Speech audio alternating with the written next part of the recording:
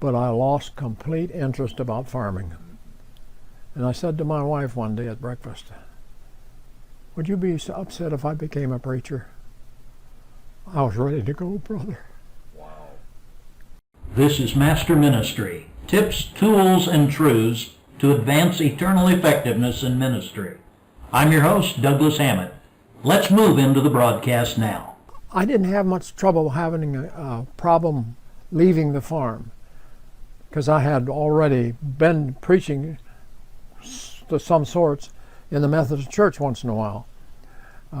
They'd asked me to give a testimony or something, but it was April 22nd, 1951.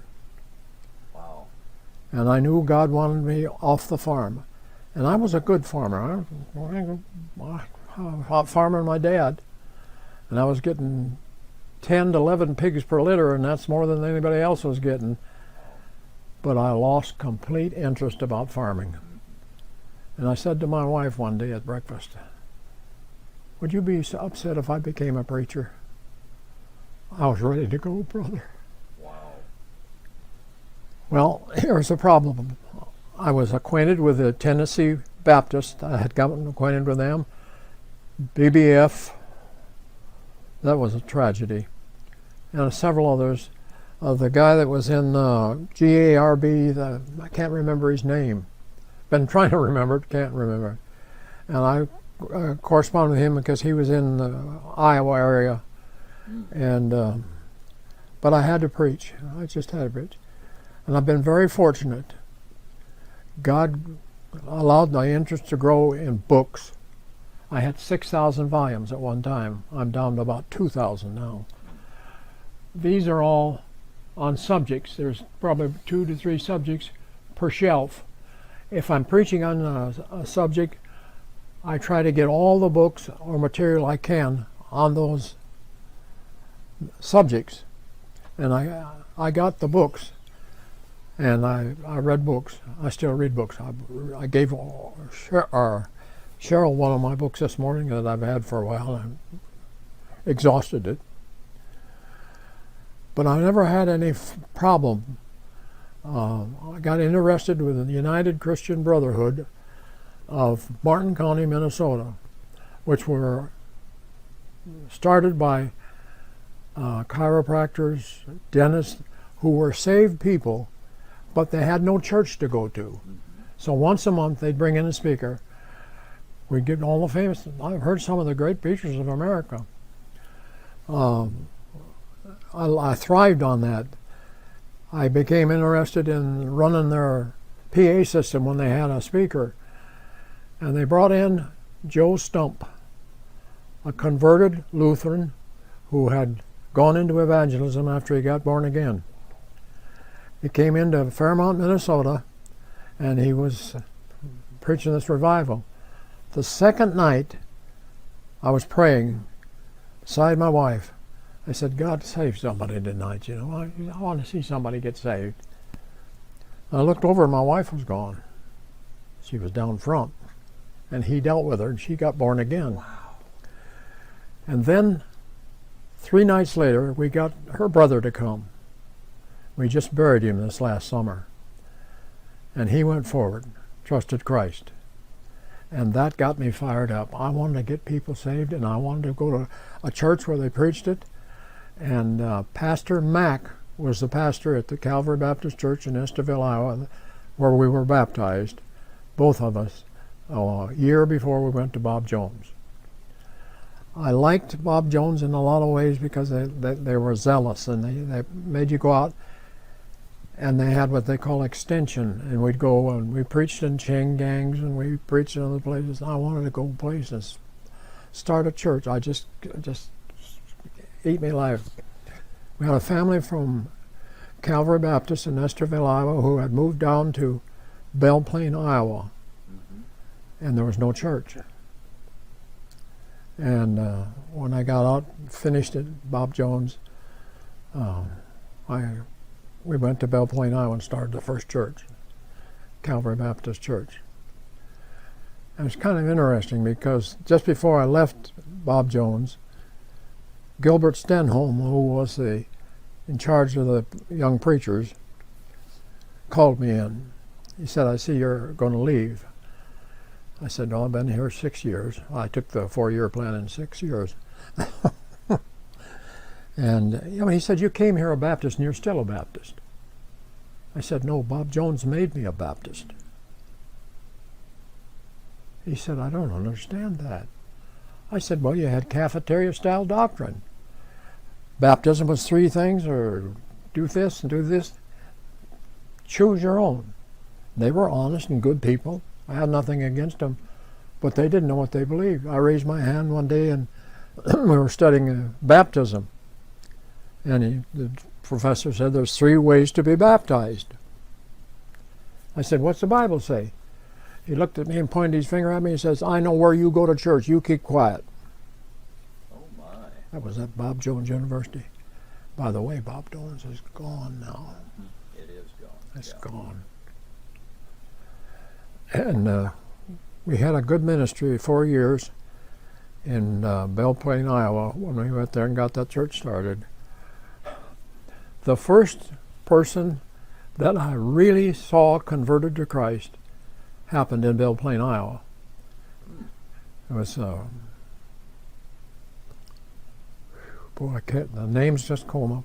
He calls me every month or so, and I call him every once in a while. We're still talking. Oh, my. His wife had been the wife of the chief of police in Belle Plaine, and he was a drunk, and she brought him to church. And I think he came 3 times, and then I went and called on him. Oh man, I don't know why I can't call up those names. When I went, he was staying in a hotel, and when I got there and knocked on the door, and he opened the door and brought me in, he said, "Come on in."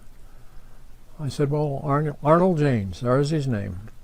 I said, "Arnold, you know why I'm here?" He said, "Yeah, I got to get saved."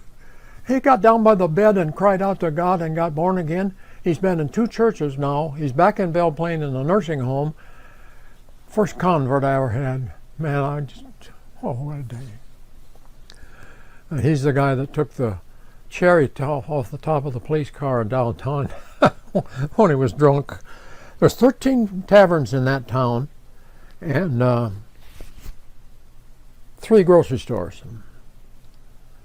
And he got saved. He hit every tavern every day if he could afford it. He was drunk all the time. He staggered down. I saw him stagger down the street. Got to win him to Christ. He's rejoicing now. He's on his 3rd wife, but the first 2 died. Wow. Now, where am I? You were talking about going to start a church there in Iowa. Belle Plaine, Iowa. Then I got a call from the evangelist, and I can't remember his name. I think I got something wrong. But anyway, I called him and I said, I think they're going to vote me out of the church. They don't want me here. I was called down to Collinsville, Oklahoma, where Ralph Tapp was the preacher, and he was sick and he was dying in the hospital, and he resigned that and said, call a preacher in. I'm not going to get out of here alive. And he didn't. He died down there. And they called me, and I went down there, and I was there just about a year.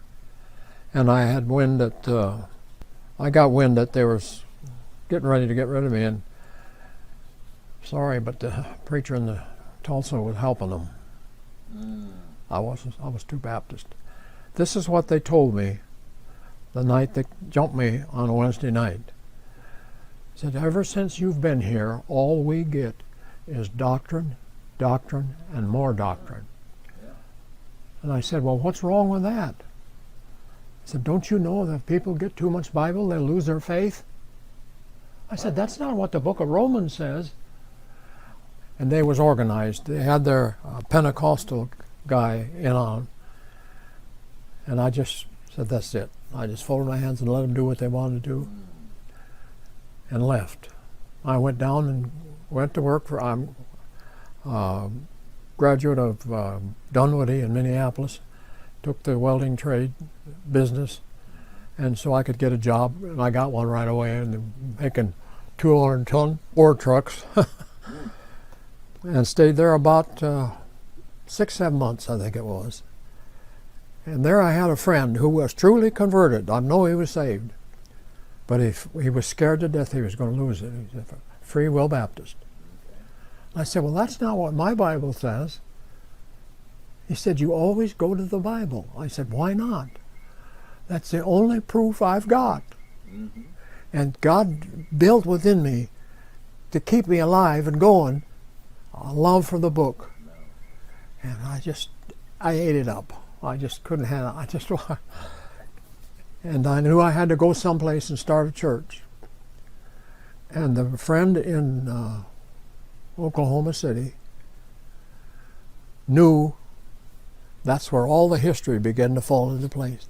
Knew a man from Middletown, Ohio, who had gone to Anchorage, Alaska to do mission work. Don White. I don't know if you've ever heard of him. Yeah, I don't know him. But Doctrinally, he was pretty close to what we believed. And so they asked me if I'd come up and speak for them. 4 days before the big blizzard of the century. And I got the book, it's over there. I'm going to take it over to the conference and let people look at it. I came up on the train. It wasn't the one they use now, but it was a, what do you call the one that sleeps in the night? You can get a bed in it. I forgot what they call it. Sleeper cars? Yeah. And I came up, and I knew before I hit the ground in Grand Forks that I was going to come back there. Thanks for listening.